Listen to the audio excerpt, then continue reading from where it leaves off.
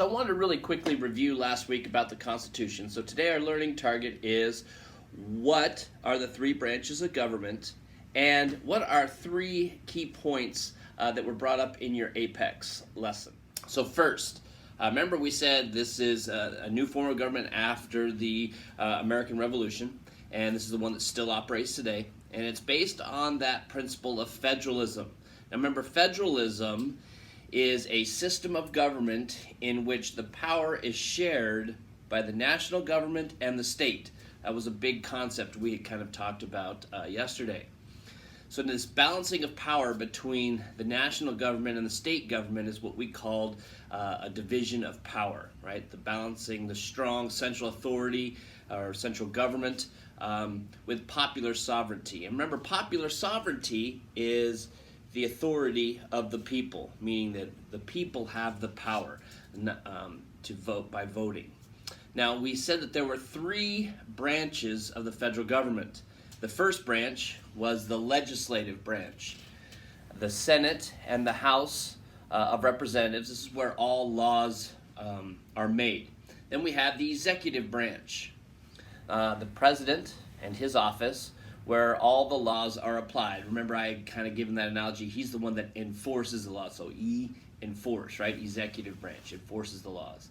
And then the last one that we mentioned was the judicial branch. Remember, the judicial branch is our courts, where laws are interpreted, where they are the ones that kind of fess out what is actually meant by that law.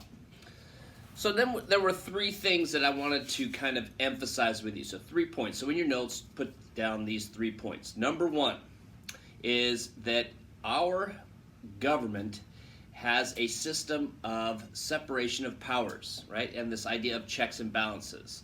So we have separation of powers and checks and balances.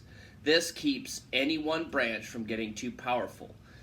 Each branch has its own power, but the other branches have power over them. So they have kind of oversight where they look into making sure that they do what they're supposed to and don't overstep their bounds. This is that separation of powers and that check and balance that keeps things so that no branch can go crazy.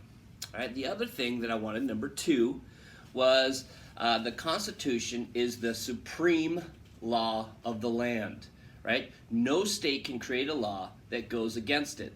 So whatever the federal government passes a law, that law is kind of supreme over all states, meaning they can't go against it. They can't legislate against it, which we could debate about today. But that was the idea. And number 3, the third one, the Constitution can be amended, meaning that it's flexible. And they tend to call this a living document. Okay, so it is a living document. So that is what I wanted to review over the Constitution. Remember, there's 3 branches of government: legislative, they're the ones that make the laws; executive, they're the ones that enforce laws; and judicial, they are the ones that interpret the laws. And we have this separation of powers. It's a supreme law of the land, and it's a living document. All right, we'll see you tomorrow.